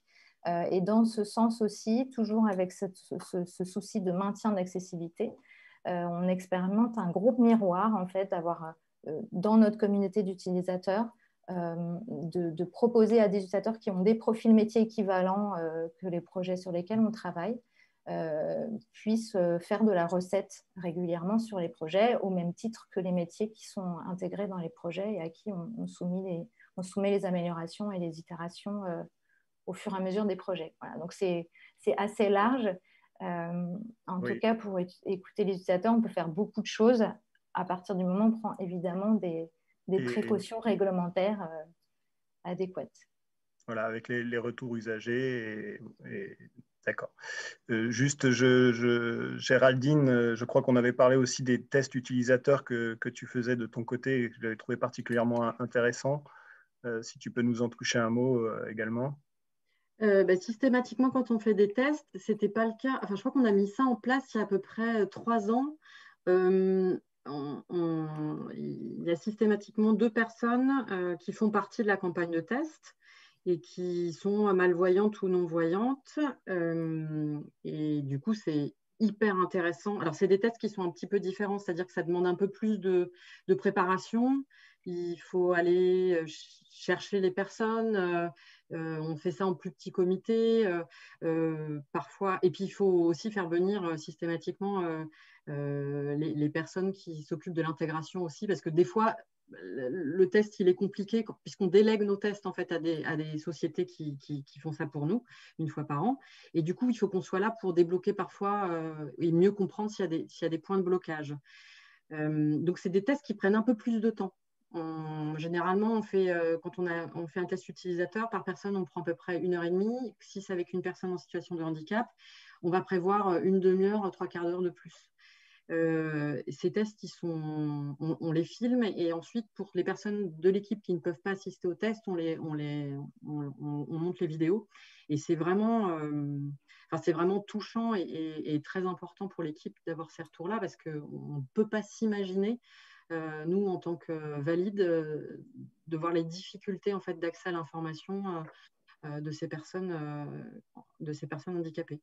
Et il n'y a pas mieux pour engager et pour se dire qu'on ne lâche pas sur ce sujet-là. Et je pense que c'est vraiment important d'insister là-dessus. Il suffit d'assister une fois à un test pour ne jamais l'oublier. Et évidemment, nous, sur service public, on régressera jamais sur ce sujet-là parce qu'on ne pourra pas dire un jour, le persona en situation de handicap malvoyant, non-voyant, ça va devenir un anti-persona. Ça serait un non-sens total. Mais du coup, ce qui est important, c'est qu'on a des périodes, dès qu'on arrive sur le projet service public, qu'on soit prestataire ou qu'on fasse partie de la DILA, on a une sensibilisation à l'accessibilité, on est formé. La plupart des personnes de l'équipe sont certifiées OPQUAST, mais ayant plus le fait d'assister à ces tests utilisateurs, ça. Très bien, on m'indique que le temps passe vite, mais je note ce que tu disais sur le fait que quand on voit une démonstration d'une personne en situation de handicap, on en sort transformé et on ne revient pas en arrière, ce qui me fait quand même très rapidement rebondir vers Fernando, puisque quand on en a parlé, on a échangé parce que Fernando fait aussi des démonstrations. Moi-même, j'ai assisté à une de ces démonstrations et 2 ans après, j'étais capable lui redire ce que j'avais vu, retenu et où ça bloquait. Voilà, Fernando, si tu as une... En même temps, évidemment que je souscris à ça, c'est-à-dire à l'effet, ce que j'appelle un peu l'effet waouh. Et dans le même temps, ça me désole qu'on en soit encore là en 2021. Ça veut dire qu'en 2021, on en est encore à expliciter le fait que, ben oui, les personnes en situation de handicap utilisent l'Internet, même les aveugles, même les personnes sourdes. C'est incroyable d'en être encore là. Et je pense que ça dit aussi beaucoup, en réalité, de comment l'accessibilité et les usages qu'elle peut supposer sont enseignés dans les formations initiales, dans les formations continues. C'est-à-dire que bien souvent, on en est encore, et on le fait bien volontiers, évidemment, à faire des sensibilisations parce qu'on connaît cet impact que vous venez de décrire très bien. Donc, on sait qu'on en a encore besoin. Mais c'est vrai que d'un certain point de vue, c'est consternant parce que c'est aussi faire, je dirais, ce constat d'échec que finalement, l'accessibilité numérique, elle n'est pas enseignée aujourd'hui, au même titre qu'un certain type d'autres matières dans les formations. Et peut-être que du coup, une façon d'y parvenir, c'est au moins d'en parler, de montrer des choses, de diffuser des vidéos pendant ces formations pour qu'on n'en soit plus là dans 5 ans, dans 10 ans, avec encore cet effet « Ah, il est aveugle, il arrive à utiliser Internet. » Bah oui, on fait ça depuis 20 ans, quoi, en fait. Hein. Donc voilà, mais oui, ça m'avait, à la fois, ça m'avait touché d'entendre Anthony qui était capable de me redire presque mot pour mot le truc, où, bah oui, et dans le même temps, je me disais, ah, mais c'est dingue, quoi, c'est complètement dingue qu'on en soit encore là. Je venais d'arriver, hein, quand même, je précise. Je tiens à le préciser. Oui, parce que donc, quand j'ai échangé, il va falloir, on va passer aux questions rapidement, mais grosso modo, ce que je voulais dire, c'est qu'il y a un certain nombre d'aspects techniques, et là, le RGA, c'est notre fer de lance. Il y a tous les tests utilisateurs, et j'aurais voulu qu'on parle un peu plus peut-être du côté inclusion de Géraldine, ce que tu avais fait. On avait échangé sur le sujet, mais je ne suis pas sûr qu'on aura le temps. Moi, quand j'ai juste fait les conversations avec vous, j'avais en tête beaucoup cette histoire de formation. Hein, et en échangeant avec vous, je me suis dit qu'en fait, des fois, alors je ne sais pas si ça va, je ne veux pas contredire Fernando, je vois bien le problème de formation, mais il y a aussi le cas des gens qui savent faire, mais ils ne savent pas pourquoi. Et du coup, c'est pour ça que les démonstrations, j'avais trouvé ça bien, parce que tout d'un coup, ils savent pourquoi on leur demande de coder de telle ou telle manière. Voilà, ça c'est une idée qui m'avait beaucoup marqué quand on avait échangé en amont. Mais je pense que ça n'invalide pas ce que je disais avant. Hein. Enfin, si je peux me permettre de rebondir sur ce que tu disais. Si je peux me permettre, ça n'invalide en rien ce que je disais avant. C'est-à-dire que oui, il y a des gens qui savent, mais en fait, ils n'ont tellement pas l'idée des usages qu'effectivement, parfois avec une sensi ou une vidéo, en fait, en 5 minutes, on arrive à débloquer ça, de dire ah ben oui, mais en fait, si je dois à un moment donné introduire, notamment pour reprendre ce fameux exemple des descriptions d'images, si je dois du coup inscrire une alternative à l'image, eh bien c'est parce qu'effectivement, dans ce cas de figure, ça a généré ça. Là-dessus, on est d'accord, c'est-à-dire qu'on voit bien qu'à un moment donné, il y a ça. Ce qui m'étonne, moi, encore, c'est qu'on en soit encore là. Mais après, ça ne veut pas dire qu'il ne faille pas qu'on le fasse, puis on le fera et on continuera à le faire.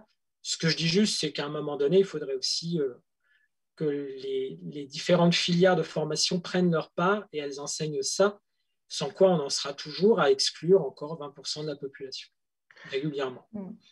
Du coup, Gwenaëlle, en 2 secondes, on avait parlé de l'exemple de l'école des Gobelins, je crois, qui est exactement sur cette thématique. Donc, je sais qu'il faut qu'on passe aux questions, mais… très rapidement, alors ça me fait penser à une autre école, mais les Gobelins, en fait, il y a des UX qui m'ont interviewé il n'y a pas très longtemps, et il y avait une question sur à quel moment du cursus est-ce qu'il faut intégrer le sujet du design inclusif. Donc, j'étais un peu étonnée parce qu'en fait, ça concerne toutes les matières. Donc, je leur ai dit, en fait, non, c'est juste toute l'année dans toutes les matières. Enfin, ce n'est pas un sujet décorrélé. Je pense que c'est peut-être là aussi que ça pêche. C'est-à-dire qu'aujourd'hui, on a vraiment un problème de récit collectif qui dit que les personnes handicapées ne travaillent pas, n'utilisent pas le numérique, etc., etc. Donc, je ne sais pas exactement d'où ça sort. Il faudrait vraiment demander à des spécialistes. Mais en attendant, c'est vrai que le pourquoi est très important, mais le pour qui, franchement, je pense que c'est vraiment l'enjeu. Je vais donner 2 exemples sur la formation.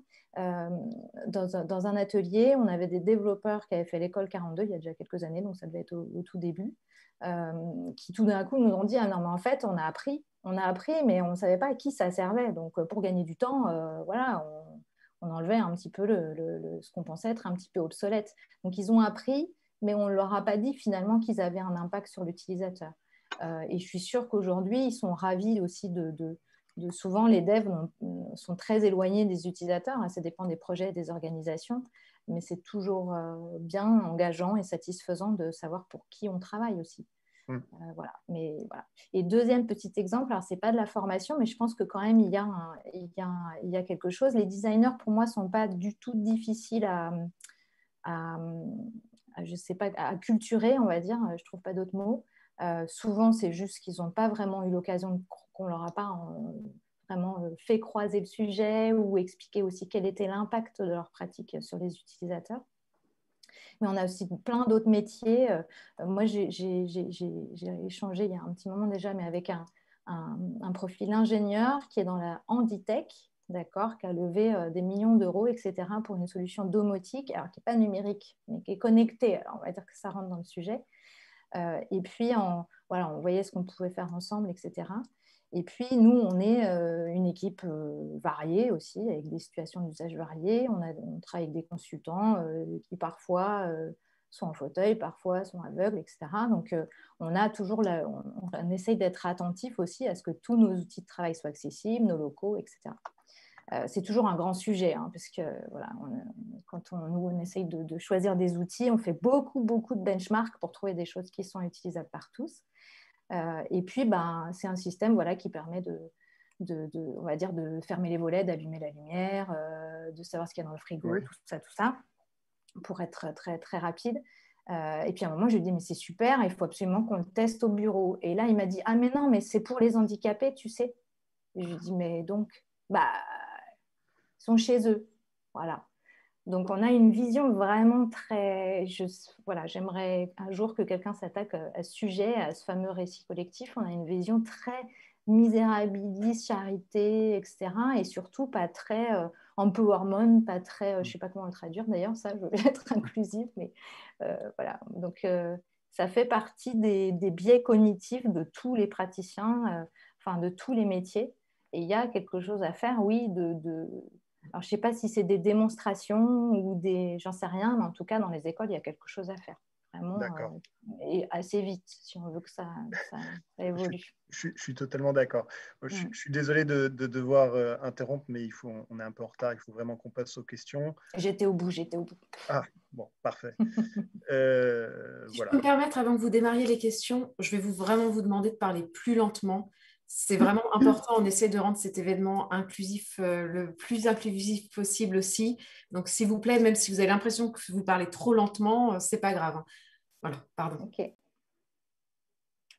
Très bien. Donc, je vais voir les questions qui ont été posées. Donc, la première question, c'est quand l'État délègue des services numériques à des prestataires, comment sont pris en compte les questions d'accessibilité dans le choix des candidats ? Géraldine, peut-être sur cette question. Alors, donc ça, c'est inscrit dans le cahier des charges, dans l'expression de besoin, on va dire. En vrai, ce qui se passe, c'est que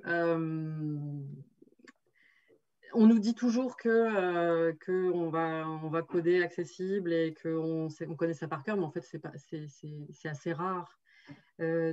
Donc, nous, vu qu'on travaille vraiment en équipe projet, on a des prestataires et puis des développeurs, des développeuses en interne. C'est pour ça qu'on met en fait, on forme nos prestats à l'accessibilité, en fait, en gros. Et on binôme. Et puis, le fait de participer aussi à tous les rituels agiles du plateau, de faire vraiment du binôme entre expert accessibilité et puis développeur, et puis d'avoir aussi un expert accessibilité qui intervient au niveau du cadrage, au niveau des instants tech qu'on peut faire, qu'il peut faire en fait, pardon, pendant les démos, pendant tous les 15 jours, en fait, il traite d'un sujet sur l'accessibilité en rapport avec la production de code des 15 jours de l'itération. Mais en fait, ils deviennent plus, du coup, on rentre dans les clous, mais c'est vraiment, on sait très bien qu'on n'arrivera jamais avec des prestats qui prennent en compte 100% d'accessibilité. Ça, c'est faux. C'est faux. Mais du coup, ça dissémine au fur et à mesure. Des gens qui travaillent sur le plateau, ils repartent avec un bon bagage et puis un bon engagement sur le sujet. Bon, ce qui nous permet de voir qu'effectivement, la formation, ça reste un point important. Ouais, vraiment. Deuxième question, que faire quand le langage inclusif semble en opposition avec l'accessibilité, complexification, non-compatibilité avec les lecteurs vocaux, qui est une question qui effectivement revient assez souvent. Fernando, voilà. Alors, je pense qu'il faut arriver, même si on doit pas parler trop vite, et en même temps, on doit compacter nos réponses pour respecter les échéances qu'on s'est fixées en termes de temps ce soir. Donc, je vais proposer quelques pistes de réflexion, parce que je ne suis pas sûr qu'on arrive à répondre à la question en entier. Mais une façon, en tout cas, d'y parvenir, c'est de décorréler les choses. Le langage inclusif, qu'est-ce que c'est? Moi, je ne sais pas ce que c'est. Ce que je sais, c'est que quand une écriture qui se dit inclusive va déstructurer la forme du mot, ça va me poser un problème, notamment, effectivement, quand j'utilise, alors dans la question, on parlait de lecteur vocal, mais on va appeler les choses par leur nom, une synthèse vocale. Et ça va me poser un certain nombre de problèmes, effectivement. Mais ce n'est pas l'écriture inclusive en tant que telle qui va me poser un problème. Si on a une écriture inclusive dite épicène, je ne vais pas avoir de problème au moment de lire cette écriture. Si on dit bonsoir à toutes et à tous, c'est l'écriture inclusive et ça ne pose pas de problème. Donc je pense qu'il faut à un moment donné déjà séparer les sujets. Et quand on parle d'écriture inclusive et d'accessibilité numérique, eh bien, il faut à un moment donné expliciter ce qui pose un problème en matière d'accessibilité numérique. Et à ce sujet, je vous renvoie à l'excellent billet de la lutine du web, que je vous invite du coup à chercher sur Internet, où là, il y a eu, de mon point de vue, une conférence très intéressante que Julie Moïna est venue faire lors de nos journées d'études technologie et déficience visuelle en 2020, en décembre. Intervention qu'on peut d'ailleurs également retrouver sur la chaîne YouTube de la Fédération des aveugles et amblyopes de France. D'accord, ça va être un super travail pour Benoît de trouver le lien et de le mettre dans le chat de YouTube. Je vais le poster ici même sur Zoom pour qu'il arrive sur YouTube. Merci. Rapidement sur la question, vous avez quelque chose à ajouter, Géraldine, Gwenaël? Sur service public, c'est vraiment il faut qu'on y aille de manière assez radicale. Donc, on peut utiliser les doublets, donc c'est ce qu'évoquait Fernando. Hein. Bonjour à toutes et à tous. C'est vrai que ça prend un peu plus de place, mais c'est assez insupportable de se dire qu'on utilise un langage de fait sexiste. Enfin, il faudrait aller vers un langage non sexiste. Donc, l'utilisation du langage épicène, des mots épicènes et puis des doublets, c'est quelque chose d'intéressant. Après, nous, de manière complètement interne, sur nos tickets, on utilise du coup des abréviations et on peut être amené à utiliser des points médians, mais on l'écrit sur les tickets du Kanban ou éventuellement mais c'est quand on a peu de place. Mais par contre, on ne peut pas l'utiliser sur le site service public, justement aussi parce que ça pose des problèmes d'écoute. D'accord. Mais il y a vraiment quelque chose à faire là-dessus.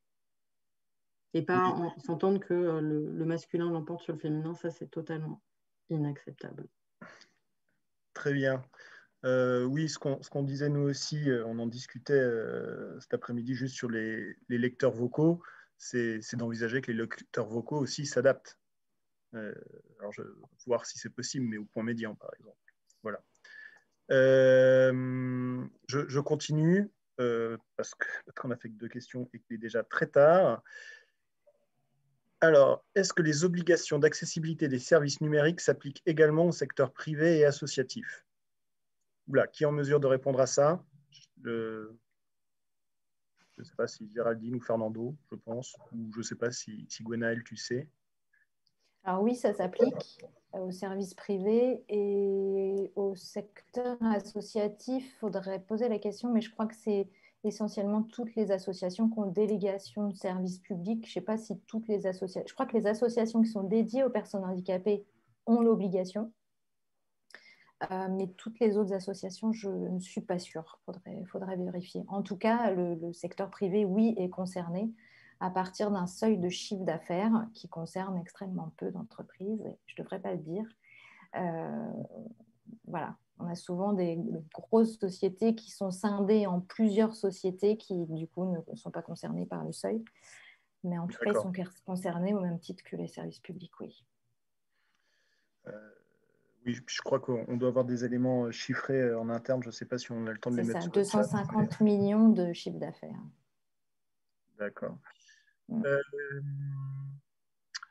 Alors, les uns les autres, je ne sais pas à qui j'ai posé cette question. Comment recrutez-vous des personnes en situation de handicap lors des tests d'usabilité?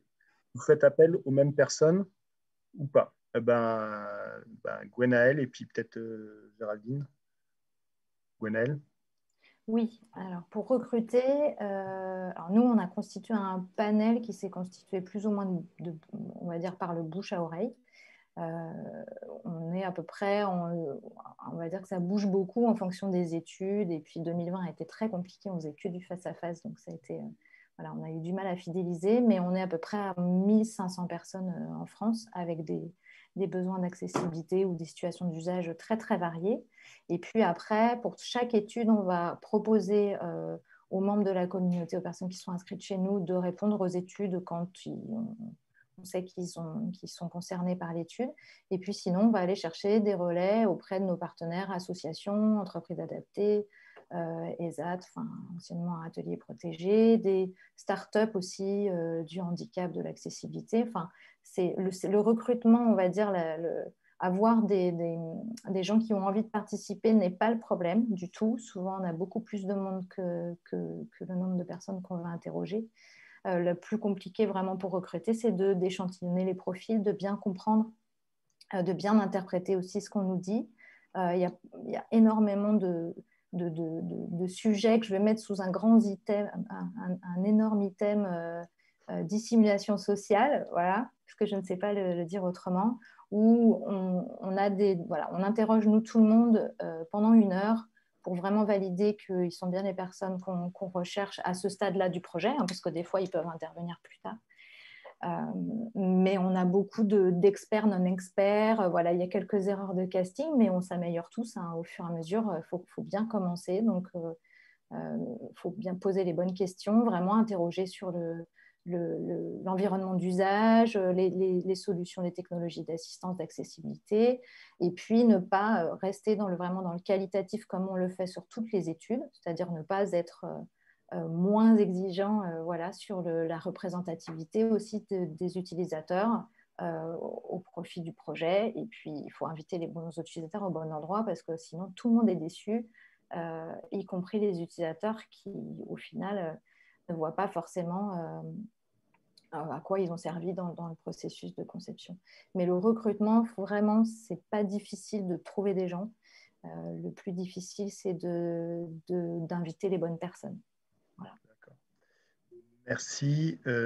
Géraldine, peut-être un mot sur le sujet. Alors, nous, on passe par Jamshid de la DINUM, enfin, en tout cas jusqu'à présent. Et du coup, on met en contact les prestataires qui font les tests avec cette personne de la DINUM, du coup, qui s'occupe de mettre à disposition des personnes qui peuvent faire les tests. Jamshid, notre collègue, donc. Très bien. Tiens, que penses-tu de l'affirmation que l'accessibilité rend moins coûteux? Je ne trouve pas la question super claire. C'était par rapport à ce qui a été dit en début de webinaire. Je suis en train de la lire, là, la question. Alors, moi, j'ai un avis sur la question, mais je ne sais pas si je suis censé en avoir. Mais il y a en tout cas effectivement une espèce de fausse bonne idée qui court depuis un certain nombre d'années, qui consiste à dire l'accessibilité, si elle est prise en compte dès le départ, ça ne coûte rien. Donc moi, je vais prendre la question que tu poses sous cet angle-là. Et donc, on est tous et toutes d'accord pour dire que si on prend l'accessibilité, si on la met en place dès la conception d'un service, on est tous d'accord pour dire que ça coûte beaucoup moins cher que de se réveiller un bon matin au moment où on est prêt de mettre le service en production et de se dire oh, bon sang, mais c'est bien sûr, il faut qu'il soit accessible. Et là, évidemment, c'est désastreux. Par contre, j'attire quand même l'attention sur le fait que ce n'est pas nul de monter en compétence sur l'accessibilité. C'est comme tout, quand on ne connaît pas, il faut se former, il faut former des équipes. Le temps des équipes, ça a aussi une valeur. Trouver des formateurs qui sont capables de vous faire monter en compétences, ça a un coût aussi. Et donc, du coup, faire de l'accessible, ça a forcément un coût. Et je pense que pendant un certain nombre d'années, on s'est fourvoyé avec cette affirmation de dire l'accessibilité, ce n'est pas un coût. Si, ça en est un, comme beaucoup d'autres choses. Par contre, ce qui est sûr, c'est que si c'est bien pris en compte dès le départ, alors c'est beaucoup moins coûteux que de devoir de toute façon faire une interface accessible parce qu'on n'y aura pas pensé dès le départ. Et c'est comme ça que je répondrai à ta question, si toutefois je l'ai bien interprétée. Non, mais c'est bien, grâce à toi, j'ai compris la question. Donc, je te remercie. Et effectivement, c'est un message sur lequel on insiste beaucoup, le fait de prendre en compte tout à la base, dès le début. Géraldine, je ne sais pas si tu veux réagir là-dessus. Je suis complètement d'accord. Nous, c'est un gros engagement. Il y a une personne à plein temps quand même qui est expert accessibilité, qui s'occupe qui travaille au jour le jour, qui est sur les projets, qui alimente nos instants tech, nos instants RG2A pardon, tous les 15 jours, et qui gère aussi tout ce qui est audit accessibilité. Et puis aussi des personnes, on prend tous du temps justement à se former, à rester en sensibilité sur ce sujet. Donc, ça, bien sûr que c'est un coût. Mais c'est un peu le même discours qu'avec l'UX, où on se disait l'UX, ce n'est pas une case à cocher en fin de projet. Quand on parlait de ça il y a 10 ans, il faut l'intégrer tout au long du projet.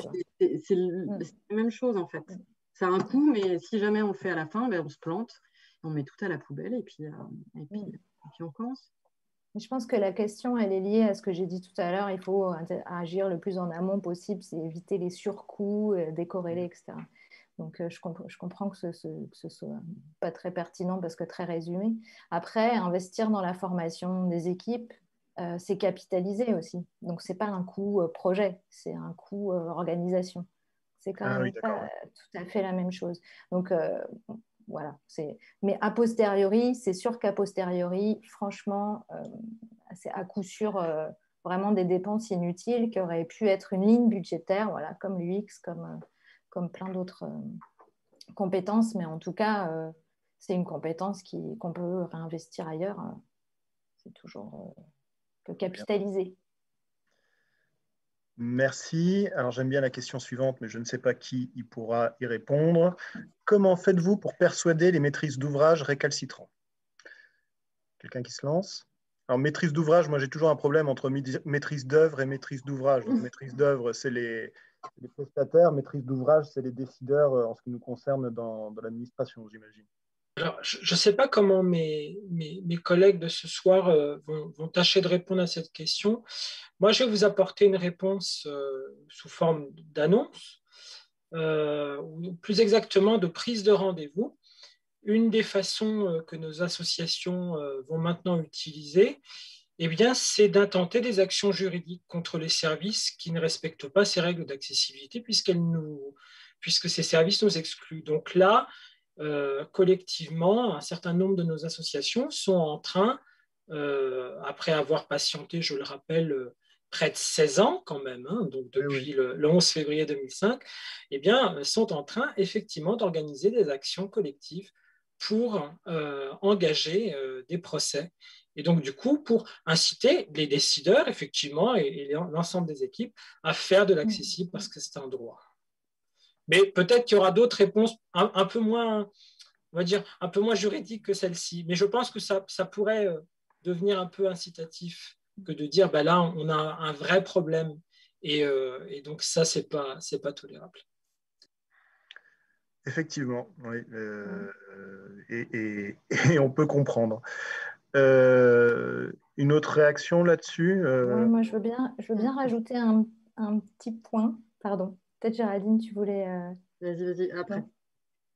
Alors, d'une, c'est vrai, quand ça rejoint la question sur le secteur privé tout à l'heure, c'est-à-dire que ce soit pour du secteur privé ou du secteur public, il n'y a pas besoin de la loi sur l'accessibilité numérique ou la loi de 2005, etc. Il y a le code pénal qui interdit la discrimination et le défaut de service. Donc, tous les outils sont là. C'est juste qu'aussi, quand on est tout seul face à la justice, ça ne va pas aussi, on va dire, aussi vite qu'aux États-Unis. Hein. Donc, on avance les frais d'avocat, etc. Donc, il y a beaucoup d'utilisateurs qui cherchent, d'usagers, on va dire, qui cherchent des solutions pour se faire accompagner, pour défendre leurs droits. Donc, je suis ravie de savoir qu'il va se passer des choses.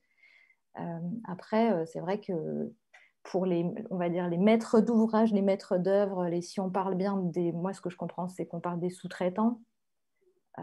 J'imagine. Il y a quelque chose qui marche extrêmement bien, c'est de leur dire qu'il y aura un audit d'accessibilité et au livrable, voilà. Et que tant qu'ils ne seront pas accessibles, il y aura soit des pénalités, soit ils ne seront pas payés. Ça marche très, très bien, mais vraiment très rapidement. Il faut que ce soit dans le cahier des charges, dans les conditions de départ. Mais ça marche bien. D'accord. Bon. Alors, du coup, je rajouterais que ça marche bien, oui et non, parce que, en fait, en gros, c'est beaucoup de promesses et parfois des menaces, mais en vrai, nous, ce qu'on fait sur Service Public, c'est que l'équipe des intégrateurs, elle est très investie et bosse en binôme, justement, quand on travaille avec des prestataires externes. Et ils ont beaucoup de travail là-dessus. Et du coup, ils font monter en compétence en fait les équipes en face qui sont pas du tout, qui sont soi-disant qui codent accessible. Du coup, ça nous fait à chaque fois pas mal de boulot côté service public. Et aussi, on a une autre tactique, c'est qu'on c'est pas dérogeable en fait. On n'exposera pas un service qui n'est pas accessible. Donc, du coup, ce qu'on préfère aussi, parfois, quand on travaille avec des partenaires de l'administration, c'est on expose leur service, mais on gère le front, c'est-à-dire qu'on garde notre charte et c'est l'équipe qui s'occupe de l'intégration du nouveau service. Et après, on fait les branchements API, etc., les appels, mais la collaboration, elle se fait en amont et on continue de gérer le front parce que sinon, en tout cas, on n'expose pas un service qui… Alors peut-être qu'avec l'intégration du design système de l'État, ça va justement lisser un peu tout ça. C'est une bonne perspective sur ce sujet. Très bien. Oui, effectivement, il y a le SIG qui travaille là-dessus. Le SIG, je crois. Très bien. On m'indique que c'est qu'il est tard et que c'est la fin. Donc, je vous remercie tous les trois beaucoup d'être venus et d'avoir répondu aux différentes questions. Merci beaucoup. Et merci à l'équipe aussi derrière qui a rendu tout ça possible. Merci Erwan, Erwan qui a travaillé sur l'aspect technique. Il a beaucoup souffert le premier soir. Je passe la parole à Marine. Marine. Merci à toutes et tous pour vos interventions et pour tout ce que vous avez pu partager. Parce ce qu'on a pas mal entendu, c'est que… Et puis, je réagirai aussi sur une chose qui, je pense… Je réagirai aussi sur une chose en particulier. Mais… Donc, je pense qu'en effet… tester avec des vrais usagers, qu'elles soient en situation de handicap ou non, c'est essentiel pour rendre compte de vraiment ce qui fonctionne, ce qui ne fonctionne pas sur vos services et surtout pour mobiliser, sensibiliser vos équipes.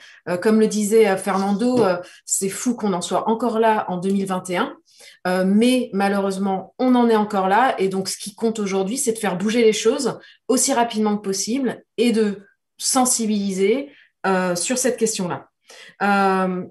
Et puis, il y avait un sujet aussi que vous avez un peu abordé, qui est le fait que sensibiliser sur le sujet de l'accessibilité, permettre à toutes et toutes d'accéder aux services, aux sites Internet, aux produits numériques qu'on produit, mais c'est aussi fédérer les équipes, c'est-à-dire leur donner encore, grandir leur sens de mission et d'œuvrer pour la communauté et pour la société.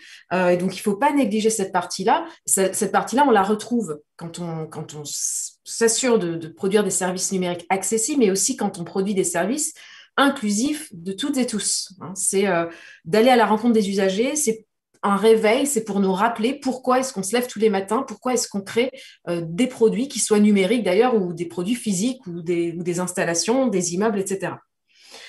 Et puis, je voulais réagir sur la partie coût. En fait, je pense que c'était une question par rapport à mon introduction où je disais qu'en effet, produire des services accessibles pouvait aussi, en effet, réduire les coûts.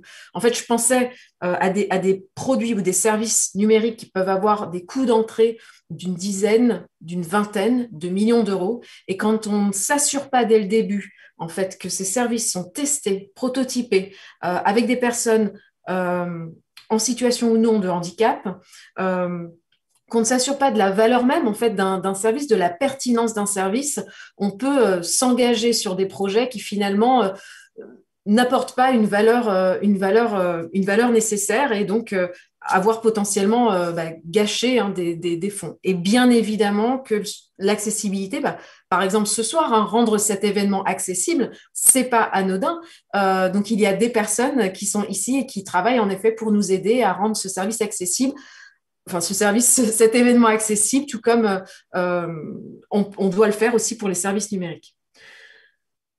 Voilà. Et puis, bien évidemment, on a parlé aussi de la question des plugins. Je ne vais pas remettre un coup sur la question, mais donc, il n'y a pas vraiment de secret pour rendre des services accessibles.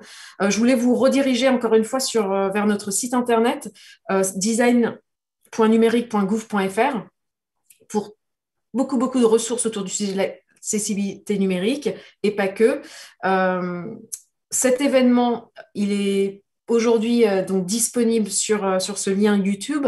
Dès qu'on termine l'événement, vous pourrez revisionner ce contenu et le partager si vous le souhaitez. Demain, on se retrouve à 18h pour parler gouvernance de services publics numériques. Qu'est-ce que ça veut dire? Avant tout, pour pouvoir produire des services utilisables par tous, il faut savoir bien s'organiser. Et on en a un peu parlé ce soir, avoir les bonnes personnes en place, des designers, des experts accessibilité, des développeuses accessibilité, et s'assurer que chacun a le rôle qui lui permet de bien faire son travail, en fait. Et donc ça, c'est aussi aux décideuses, aux décideurs de bien préparer le terrain, si je puis dire, pour que les choses se passent bien dès le début. Je vais vous souhaiter une très très bonne soirée à toutes et tous. À demain. Merci, bonne soirée aussi. Au revoir. Au revoir.